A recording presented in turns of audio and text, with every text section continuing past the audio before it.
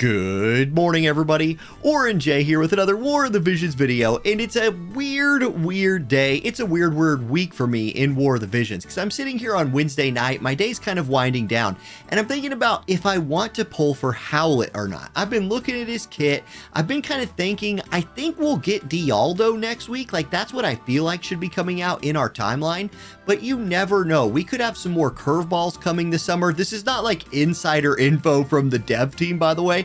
I'm just saying, with the way the release schedule for the global version of the game has worked, there is definitely, the devs have definitely shown that they will wiggle it around to throw us some global stuff, maybe some winter units during the summer, maybe some summer units during the summer. I know that's a crazy idea, but there's all kinds of stuff that could be coming out. Now, I'm sitting at about 50k viz. Dialdo is a must pull for me, so I'm willing to go to pity for him. I'm definitely not willing to go to pity, I don't think, for Howlett. So do I even want to mess with him? Well, I'll kind of use this as a chance to look at his kit as well, kind of just tell you what I think about him. Now, I think he has some amazingly cool buffs, especially in this cleric subjob. He's somebody who's going to have AoE resist and accuracy. You get a chance to get 60 accuracy for 3 turns from his Trustmaster. This is like, I think of somebody like Setia, who just is super blind and would love to have a 60 accuracy for 3 turns buff for herself.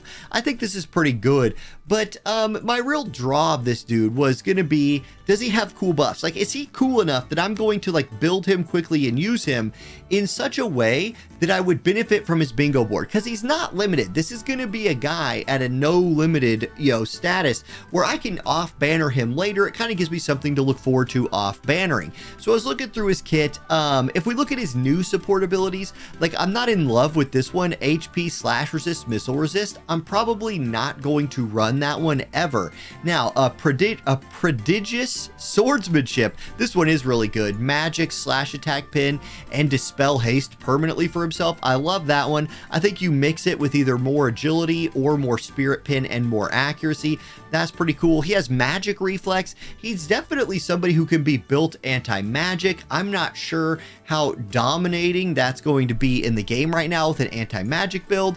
And then I was looking at his new main job. So, okay, what are we looking at here? He's got a slowing attack, which makes me think, hey, is he going to be somebody who's like a PvE star? When I think about that, I go look for multi-hit moves. He does have a 2-hitter right here, but that's really it for multi-hitting attacks. I would like to see a 3-hit move or something like that if I'm considering the unit for only that. So I'm kind of ruling that out. He has a slash magic resist buff and counterpoise. The counterpoise is cool, so it gives him counterpoise for 3 turns. Counterpoise right here is an 80% chance to preemptively counter physical damage. It scales with magic, which is what his main kit scales like. It has decent range. So I think this is a good I think counterpoise stance is a good TP skill, but I don't think it's good enough that you're going to use it in most fights. He has Mandate of the Heavensblade, which is insanely good. This is damage taken shield. This is a reduced damage taken, so it's a 50% shield for 3 times for himself. Plus, he buffs his allies with absorb damage and reaction block rate. That's a top tier group buff. I really like that one. And then, since I'm really focusing on talking about his buffs right now, I want to scroll down to his cleric subjob. He has access to Calamity Guard, which you don't see this used very much. It's bonkers. Like, this is a very good skill. It's a ranged group buff that gives your allies and you, if you hit yourself with it, a 50% damage shield for 1 hit. So it's only 1 hit, but it's a 50% damage reduction for that 1 hit.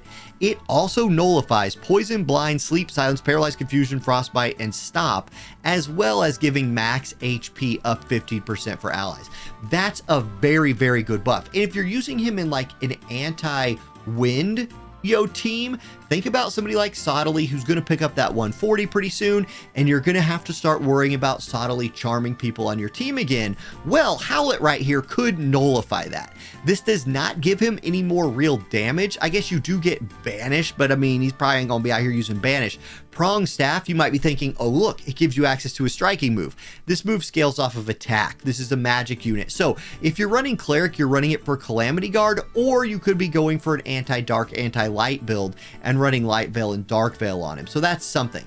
Looking at the rest of his kit right here, he's very good at debuffing people, so that's cool. He has another absorb damage move. His big AoE, which is that like shotgun shaped AoE, I mean, essentially debuffs everything. His job level 25 move decreases slash resistance on the target, so that's good.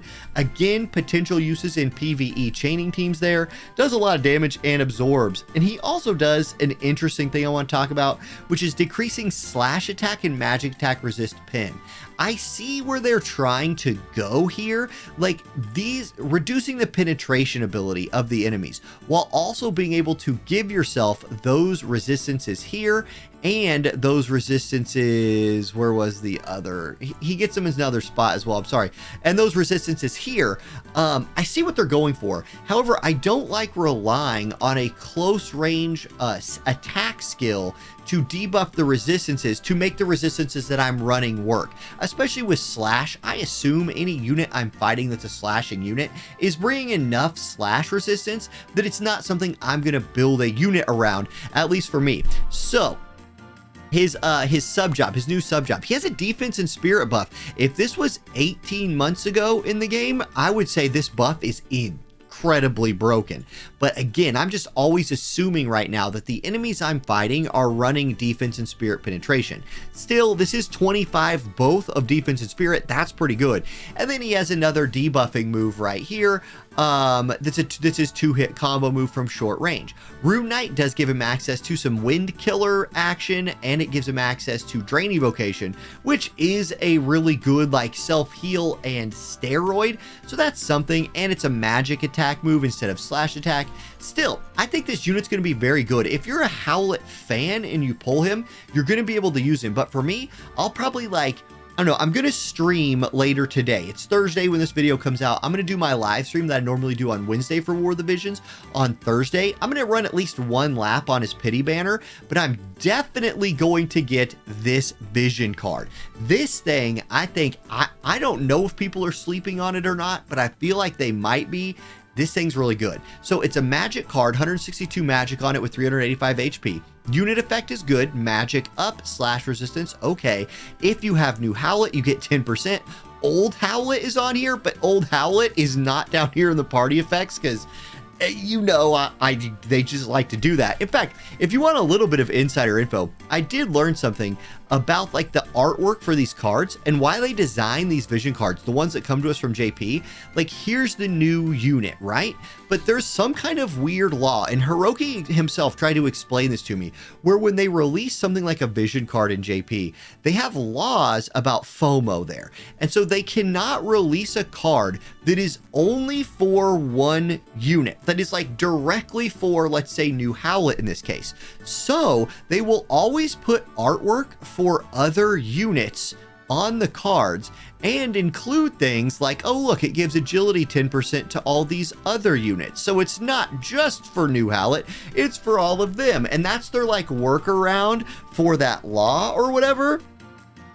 There it is. I mean, that's what Hiroki was saying. It's a weird law. It doesn't make any sense because everybody playing games knows that like when a unit and vision card come out together, they're usually for each other. So, okay. But let's look at this. Human Killer 30 with magic attacks for your group. Spirit 12, Strike Resistance 20. Hey, there's Strike teams out there. Strike is in the global game right now, and I just lost to a Strike unit in Guild Wars today. So Strike is out there. Now, this Human Killer 30 with magic attacks. Let's look at the unit list for this VC and see what elements in particular it's going to be good with.